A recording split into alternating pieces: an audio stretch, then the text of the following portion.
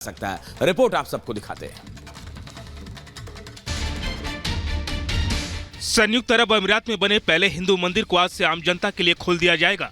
14 फरवरी को पीएम मोदी ने Abu Dhabi में बने भव्य हिंदू मंदिर का उद्घाटन किया था, जिसमें आज से श्रद्धालु सुबह 9 बजे से रात 8 बजे तक दर्शन पूजन कर सकेंगे। साथ ही मंदिर प्रशासन की ओर से सप्ताह में एक दिन सोमवार को मंदिर दर्शनार्थियों के लिए बंद रखने का फैसला लिया गया है। बता दें कि अबू धाबी के पहले हिंदू मंदिर का निर्माण नागर शैली में किया गया है। 27 एकड़ क्षेत्र में फैले मंदिर को करीब 700 करोड़ रुपए की लागत से तैयार किया गया है। मंदिर की ऊंचाई 108 फुट की है, जो वास्तुशिल्प और अपनी भव्यता से पूरी दुनिया को अपनी ओर आकर्षित कर रहा है। मंदिर की दीवारों में महाभारत और रामायण के साथ 15 अन्य कहानियों को भी दर्शाया गया है। मंदिर का निर्माण राजस्थान के गुलाबी बलुआ पत्थरों से किया गया है। Bureau report, Republic Bharat.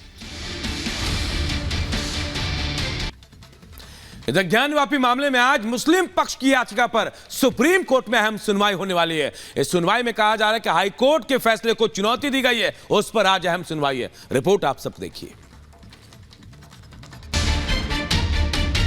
Gyanvapi मामले में आज सुप्रीम कोर्ट में अहम सुनवाई होनी है।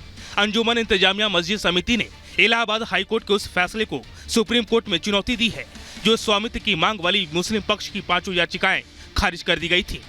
इससे पहले इलाहाबाद हाई कोर्ट ने मुस्लिम पक्ष को बड़ा झटका देते हुए ज्ञानवापी के भीतर पूजा करने की हिंदू पक्ष की याचिका को चुनौती देने वाली अर्जी भी खारिज की थी, जो हाई कोर्ट में सुन्नी सेंट्रल वक्फ बोर्ड और अंजुमन इंतजामिया मस्जिद कमेटी की ओर से दायर की गई थी। इस दौरान हाई कोर्ट ने हिंदू और मुस्लिम दोनों पक्षों की दलीलें सुनने के बाद हिंदुओं के पक्ष में फैसला सुनाया और ब्यास तहखाने में हिंदू पक्ष की पूजा को जारी रखने का आदेश दिया, जिसके बाद से हिंदू पक्ष की ओर से ब्यास तहखाने में नियमित पूजा पाठ की जा रही है। फिलहाल सुप्रीम कोर्ट में आज की सुनवाई को लेकर सभी की निगाहें टिकी हुई हैं। Bureau report, Republic Bharat. और अपनी मांगों को लेकर आंदोलन पर अड़े किसान आज दिल्ली कूच पर अहम फैसला ले सकते हैं। कहा जा रहा है कि आज रणनीति का वो खुलासा करेंगे। 1 मिनट में पूरी खबर आप सबको दिखाते हैं। हरियाणा की सीमा पर पिछले कई दिनों से जुटे पंजाब के किसान संगठनों ने दिल्ली कूच को लेकर नई रणनीति बनानी शुरू कर दी है। उम्मीद जताई जा रही है कि किसान संगठन आज अपनी आगे की रणनीति को लेकर खुलासा करेंगे। फिलहाल किसान संगठनों ने दिल्ली कूच को लेकर अभी अपना कोई रुख साफ नहीं किया है। शंभू और खनौरी बॉर्डर पर बैठे आंदोलनकारियों ने 29 फरवरी को आगे नहीं बढ़ने का ऐलान किया था। ऐसे में गुरुवार को आगे की रणनीति को लेकर खुलासा करना था, लेकिन किसान संगठनों ने अपना फैसला एक दिन के लिए टाल दिया था और अब आज दिल्ली कूच को लेकर एक बार फिर आगे की रणनीति बनाएंगे। जहां एक तरफ पिछले 17 दिनों से हरियाणा के बॉर्डरों पर आंदोलनकारी जुटे हुए हैं, वहीं इस बीच यूपी की योगी सरकार ने किसानों को बड़ा तोहफा देते हुए गेहूं पर 150 रुपए प्रति क्विंटल एमएसपी बढ़ाया है। बढ़े हुए दाम पर आज से 15 मार्च तक यूपी में गेहूं की खरीद होगी। Bureau report, Republic Bharat.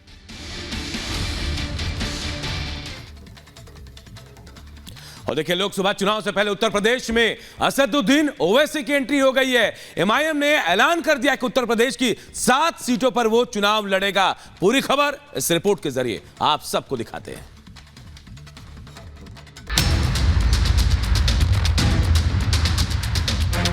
100% result Bharatiya Janata party के पक्ष में आया। असदुद्दीन ओवैसी की पार्टी एआईएमआईएम उत्तर प्रदेश में अपने उम्मीदवार उतारने जा रही है। बिहार के बाद ओवैसी को लगता है कि यूपी में भी उनकी पार्टी खाता खोल सकती है। ओवैसी की पार्टी ने यूपी में 7 सीटों पर उम्मीदवार उतारने का फैसला किया है।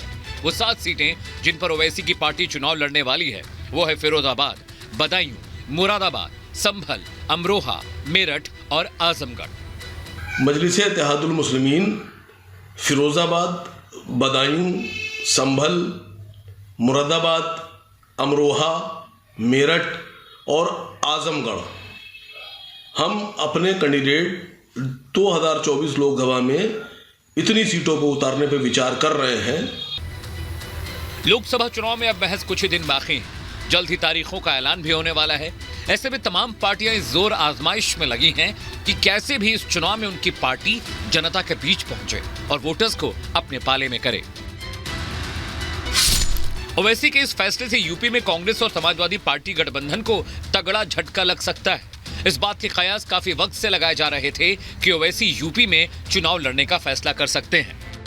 इंडिया गठबंधन के द्वारा जिस तरह लगातार AIMIM के साथ सौतेला व्यवहार किया जा रहा है और हमारे राष्ट्रीय अध्यक्ष जनाब असद ओवैसी साहब से जो नफरत की पराकाष्ठा इंडिया गठबंधन के द्वारा क्रॉस की जा रही है, हम अपने राष्ट्रीय अध्यक्ष से लगातार विचार विमर्श कर रहे हैं।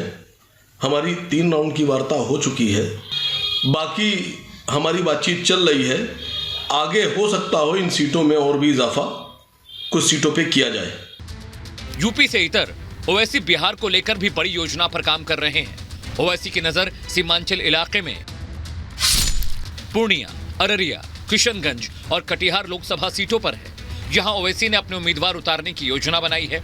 ये चारों मुस्लिम बहुल सीटें हैं, जहां 30 से 60% के बीच मुस्लिम वोटर्स हैं।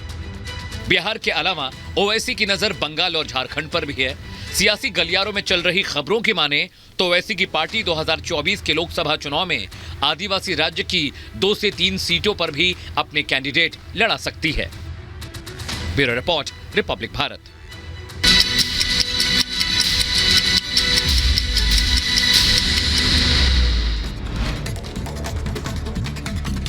दिल्ली बीजेपी मुख्यालय में चली बैठक जो है वो सुबह 3 बजे तक चली। यूपी में 74 सीटों पर चुनाव लड़ेगी बीजेपी। 1 सीट पर निषाद पार्टी का उम्मीदवार लड़ेगा चुनाव।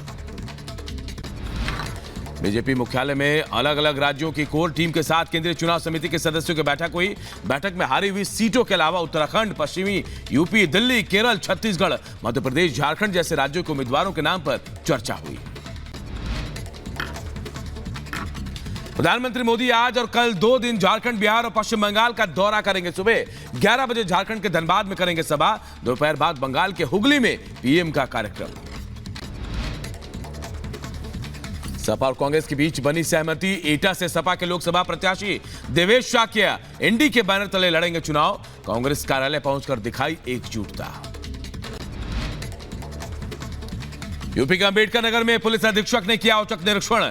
अधिकारियों को दिए जरूरी दिशा निर्देश। यूपी के एटा में नवनिर्मित अग्निशमन भवन का मुख्यमंत्री योगी आदित्यनाथ ने किया लोकार्पण। लोकार्पण के दौरान केंद्रीय मंत्री एसपी सिंह बघेल, क्षेत्रीय जलेसर विधायक संजीव दिवाकर समेत कई नेता मौजूद रहे। महोबा में दूषित पानी पीने से मवेशियों की हुई मौत। पानी में यूरिया पदार्थ के मिलने से जहरीला हुआ पानी। पुलिस मामले की छानबीन में जुटी। राजस्थान के पोखरण में भारतीय और जापानी सेनाओं ने संयुक्त अभ्यास किया। धर्म गार्जियन में लिया हिस्सा। दोनों देशों के बीच सहयोग और साझा रणनीतिक हितों को दर्शाया गया।